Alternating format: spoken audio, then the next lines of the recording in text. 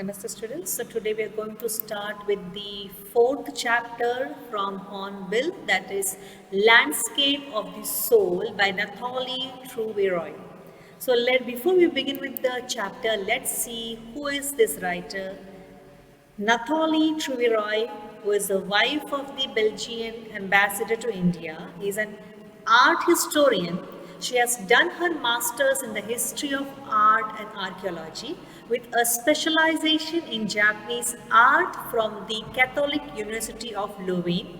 Nathalie has been imbibing the cultures of the various cities she visits. When her husband was posted in China, she learnt calligraphy from Yu Quilong, direct descendant of the 7th century royal calligrapher. She is an accomplished translator of catalogues and art books from Dutch into different European languages. So let's see what the writer has to say in this beautiful chapter, that is Landscape of the Soul. The chapter is about how different the Chinese art form is from the European art form. The writer uses two stories to make a contrast. European art is about reproducing an actual view, whereas Chinese art is about not creating a real landscape. European art is an artist's way to let viewers show exactly what he wants them to see in the landscape, whereas Chinese art is the artist's spiritual and inner voice where you can travel from any point and it lets the viewer create a path of their imagination. So that is what is the difference between these two, and we are going to have these two contraction with the help of two stories which she narrates. I can say legendary stories which she narrates in this chapter. The first one, a wonderful old tale is told about the painter Wu Daozi, who lived in the 8th century. His last painting was a landscape commissioned by the Tang Emperor Zhuangzong to decorate a palace wall. The master had hidden his work behind a screen, so only the emperor would see it. For a long time, the emperor admired the wonderful scene, discovering forest, high mountains, waterfalls, clouds floating in an immense sky, men on hilly paths, birds in flight. So all this external beauty, whatever the painter had used in that painting, the emperor admired it. So here, before we continue the story, here we have the information of the emperor. Emperor Zhuangzong of Tang, also commonly known as Emperor Ming of Tang, personal name Li Longji, was the 7th emperor of the Tang dynasty in China, reigning from 713 to 756 CE. His reign of 43 years was the longest during the Tang dynasty. Immediately next we have this slide about the painter Wu Daozi was an undisputed great artist of the Tang dynasty. Of course, Tang dynasty ruled from AD 618 to 907. So during this time, during the time of the Emperor Zhuangzong, he was the painter. He was one of the Chinese artists, and he was best known for his unrestrained style and superb skills. So we are going to see what are his unrestrained style in this particular story. Let us continue the story. Look, sir, said the painter, in this cave at the foot of the mountain dwells a spirit. The painter clapped his hands and the entrance to the cave opened. The inside is splendid. Who said this? The painter told the emperor that inside is splendid. Come, I will show you the path. You follow me. Beyond anything words can convey. Please let me show your majesty the way. The painter entered the cave, but the entrance closed behind him, and before the astonished emperor could move or utter a word, the painting had vanished from the wall. Not a trace of Wu Daozi's brush was left, and the artist was never seen in this world. It is what the tale goes in Chinese. You can say it's a legendary tale which started long back and it continues till today. It tells about a painter and the emperor's story, which is a real story, they say. Such stories played an important part in China's classical education, because you all know that when you were small, you had lots of moral stories, and moral stories really help in imparting education, right? So such stories played an important role in China's classical education. The books of Confucius and Zhuangzi are full of them. They help the master to guide his disciple in the right direction, because stories attracts your attention, and when the education is imparted through stories, it's long effective, it's everlasting. Beyond the anecdote, what is the meaning of anecdote? It's a short, interesting story of a real person or an incident. They are deeply revealing of the spirit in which art was considered. Contrast this story or another famous story, one about a painter who wouldn't draw the eye of a dragon he had painted for the fear it would fly out of the painting. So these are the two stories from China. One is about the painter getting vanished in his own painting when he was guiding the path to the emperor. And the second story is the painter was not willing to draw an eye to the dragon in the fear that the dragon will fly away. So next story we have the Western art. Of course, she gives one more story about it, with an old story from my native Flanders. Now, her native Flanders, where is Flanders? It's a medieval country in actually Western Europe that I find most representative of Western painting. So, one more story she narrates. It is about the Western painting, and these two stories which we had, it was about the Eastern painting, or you can say Oriental painting, and we have Occidental paintings. So before that, let's see who is this Confucius. Now, Confucius was a Chinese philosopher and politician of the spring and autumn period.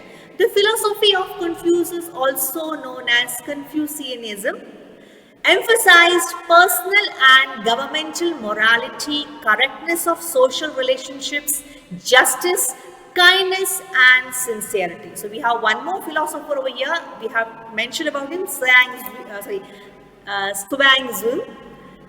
commonly known as Zhuangzi, was an influential Chinese philosopher who lived around the 4th century BC during the Warring States period, a period corresponding to the summit of Chinese philosophy, the 100 schools of thought. So you can see in these two philosophers, as the author says, in their actually teachings, they have used these stories, or you can say tales, to inculcate the education. It's the classical way of educating the students in China. So next story is from Flanders, which she narrates about the Western art. In 15th century, Antwerp, where is this Antwerp? It's a city of northern Belgium. A master blacksmith called Quentin Mitsys fell in love with a painter's daughter. Of course, he was a blacksmith, but he fell in love with a painter's daughter. The father would not accept a son-in-law in such a profession. So Quentin sneaked into the painter's studio and painted a fly on his latest panel with such delicate realism. What is realism? The quality of art that makes it seem real, that the master tried to swat in the sense try to hit, or you can say drive away the fly, but he couldn't, before he realized what had happened. With such a minute detail, Quentin had painted a fly on his panel that he was not able to recognize that it was not a real fly, it was a painting. So he was quite impressed by Quentin's painting. So Quentin was immediately admitted as an apprentice into his studio, and today if you see, he's a well-known painter from that particular area. He married his beloved and went on to become one of the most famous painters of his age. These two stories illustrate what each form of art is trying to achieve, a perfect illusionist likeness. So what is the meaning of perfect illusionist likeness is an illusion created which resembles something. In Europe, the essence of inner life and spirit in Asia. So Europeans, they gave more importance to that, like the outward painting, whereas the Asian, or you can say the Oriental world, gave more importance to the inner life and spirit. So let's see. In the Chinese stories, the emperor commissions a painting and appreciates its outer appearances. But the artist reveals to him the true meaning of his work. The emperor may rule over the territory he has conquered, but only the artist knows the way within. Let me show the way, the Dao. Dao is actually what nothing else but the way or path, or you can say mysteries of the universe. So that is what? The Dao, a word that means both the path or the method and the mysteries, works of the universe. The painting is gone, but the artist has reached his goal beyond any material appearance. Of course, the painting also went off, and even the artist also is not visible now, he is no more. But he has achieved his goal of making the emperor realize the inner beauty, the spirit in the painting. So, a classical Chinese landscape is not meant to reproduce an actual view as would a Western figurative painting. A figurative painting is nothing else but metaphoric representation of an art. Whereas the European painter wants you to borrow his eyes and look at a particular landscape exactly as he saw it from a specific angle. The Chinese painter does not choose a single viewpoint. His landscape is not a real one, and you can enter it from any point, then travel in it. The artist creates a path for your eyes to travel up and down, back, then back again in a leisurely moment. You take your own time and you can view the painting the way you like, the way you imagine. That is what is the specialty of the Chinese art, or you can say the Oriental art. This is even more true in the case of horizontal scrolls. Of course, the Chinese, they had a lengthy horizontal scroll where they used to paint, in which the action of slowly opening one section of the painting, then rolling it to move on to the another, or you can say other, adds a dimension of time which is unknown in any other form of painting. Of course, the Occidental form of painting is not in this way. They don't have horizontal scrolls. Chinese people, they have scrolls which you can open, and as you open, the painting proceeds. You can see. You can go from one particular situation, it goes on proceeding next to next and next. So, one who decides at one phase, he will travel to the painting. A participation which is physical as well as mental. You can take your own time, physical and mental time, and you can travel to the painting made by a Chinese painter or artist. The Chinese painter does not want you to borrow his eyes. He wants you to enter his mind. The landscape is an inner one, a spiritual and conceptual space. It's a very, very beautiful concept. Conceptual space is nothing else but relation with an abstract representation. It's a very beautiful thing. Now in the next slide, you're going to see a video. Of course, I'm not going to show you the horizontal scroll. I'm going to show you the vertical scroll.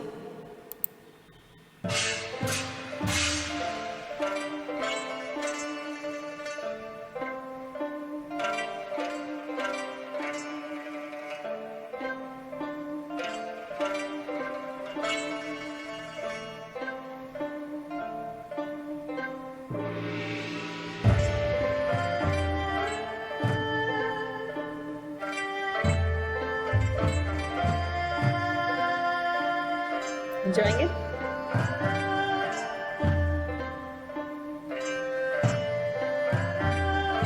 Yes, we have reached to the top of the mountain.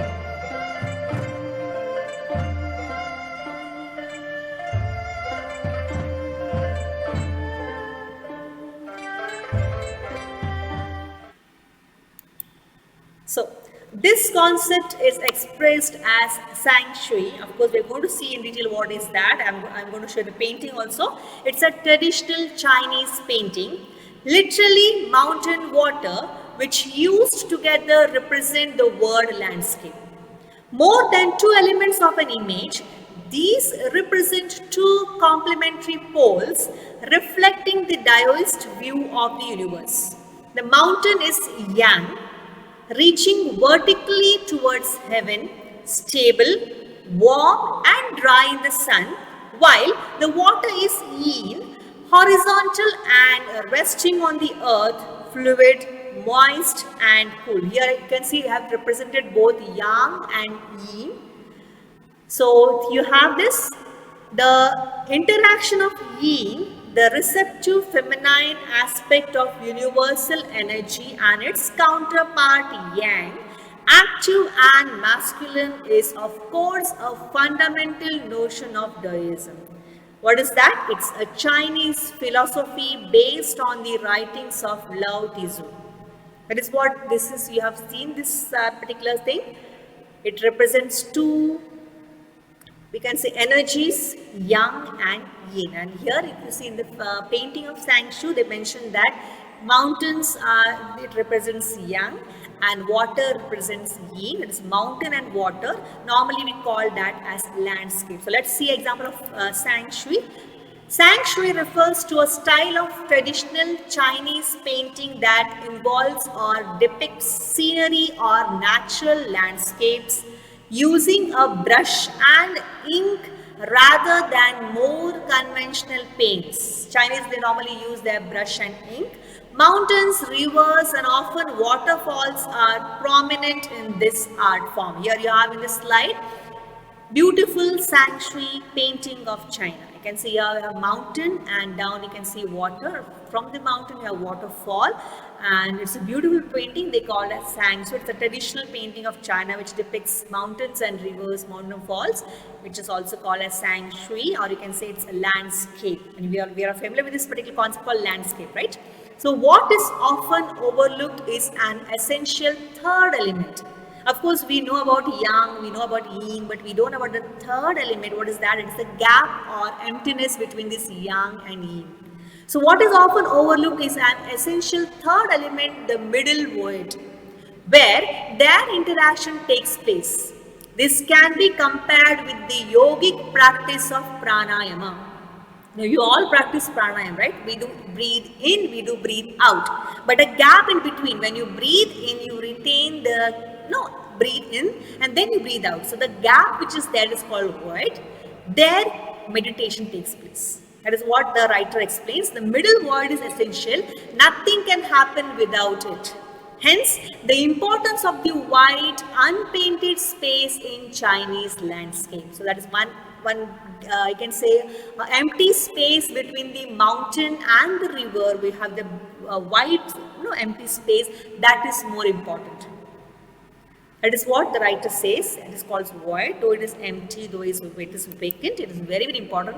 And one of the writers says that this is also where man finds a fundamental role. And here, that is the space where man has got a fundamental role. In that space between heaven and earth, he becomes the conduit. What is the conduit? He becomes a channel. He becomes a tube of communication between both poles of the universe. Heaven and earth are the both different opposite poles in the universe, and man has an important role of joining these two poles, heaven and earth. His presence is essential, even if it's only suggested. Far from being lost or oppressed by the lofty peaks, he is. Now here you have a writer, Francois Chang, who is a Chinese-born French academician, writer, poet and calligrapher. Sorry for the pronunciation. So Chang's wonderful expression, what he says is that man is the eye of the landscape. Without man, the beautiful landscape, you can say the mountains, the yang and the yin are actually, it's so useless. So this is a beautiful chapter, and after this chapter there is a particular writer, we can say, or you can say extract taken from Hindustan Times, which was published on 28th August 2005 by Brinda Suri. About that particular I am not going to discuss. I am going to show a video about outsider art. Before that, let's see what is this outsider art. Outsider art is the art made by untrained artists. For example, children or mentally ill person. Art brut or raw art is a type of art made by people who are not professionals. But they create an art piece with their own depth and understanding and not from this stereotypical form of classical or fashionable art. Untutored genius. Now we have an untutored genius from India. His name is Nek Chand. Untutored genius who created a paradise was Nek Chand. He was a 80-year-old creator, director who made the world famous rock garden in Chandigarh. If you get a chance to go to Chandigarh, please visit this rock garden, which is a marvelous masterpiece of art, you can say. He used everything from a tin to sink or anything which he felt as an art form. One of his famous creations was Women by the Waterfall. So if possible, because this is how you can say, we have this particular activity in our schools, best out of waste. Is it? So here is the example, sorry. Here is the example of actually a person at a very late age, when he was following his own profession, he realized about the waste around, from the waste he saw around, and out of that he thought of creating a beautiful art which is world famous today. So here is a short video about Nek Chand. Enjoy the video.